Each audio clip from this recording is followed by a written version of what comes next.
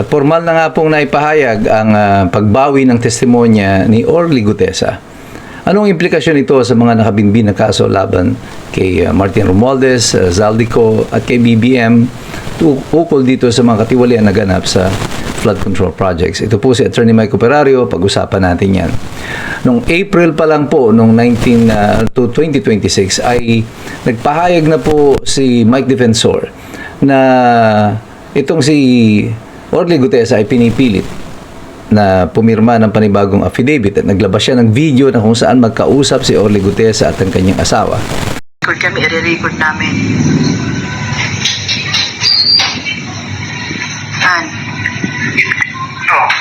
Yung tungkol dun sa affidavit na sino ba may gawa nun? Ikaw o sila? Sila. Ina-record na wala.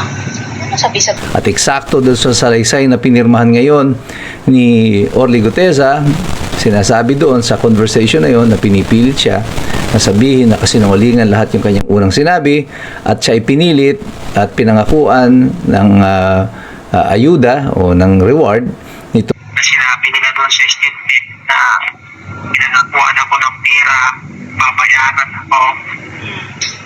At sinabi pa doon na hindi kasi wala akong alam doon sa delivery doon sa bahay ni Romualdez. Kung sila Mike Defensor at saka ni Senator Rodante Marcoleta.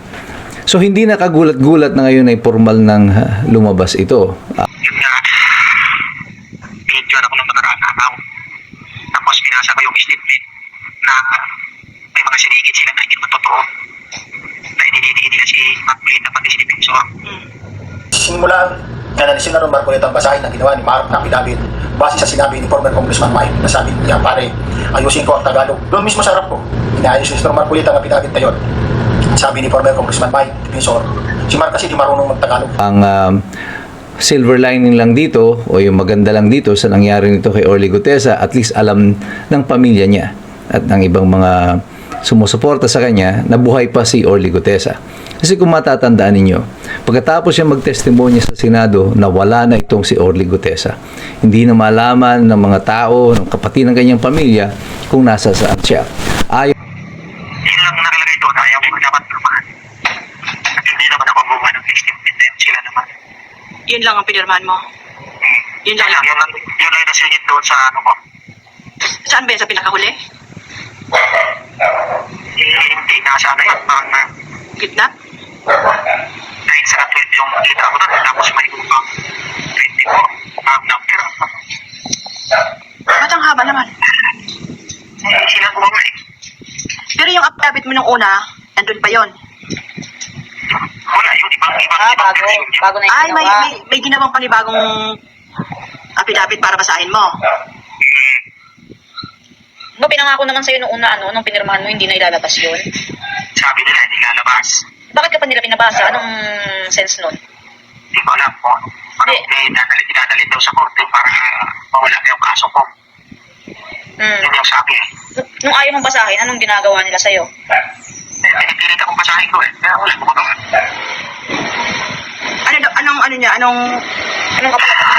Anong kapalit ng pag hindi mo binasa? Para daw manahimik na kayo, wala na magugulo dyan sa inyo. Wala naman ang gugulo sa amin, Kaya nga, Sa totoo lang, Han, wala nang gugulo sa amin.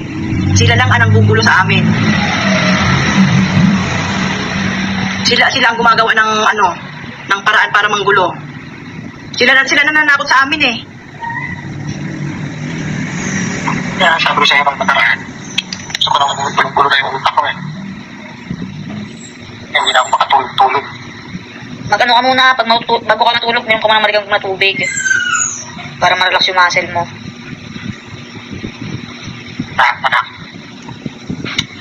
Pag sinabihan ka na palabasin ka dyan, mag-text ka sa akin ha. Ano mo agad sa akin, i-text mo agad sa akin. Ako nga sa kaliman, papantayin mo lang sila doon kung may hearing ng court, papantayin mo na lang sila sa sige. Babantay talaga sila doon. May isa sa loob, may isa sa labas. Tatlo yan, tatlo daw. Kasi pag pinalabas ka, may contact na kami doon sa loob. Doon ka na lang muna sa loob. Hindi ka na lalabas doon. Hindi ko alam mo. Plano nila sa akin ang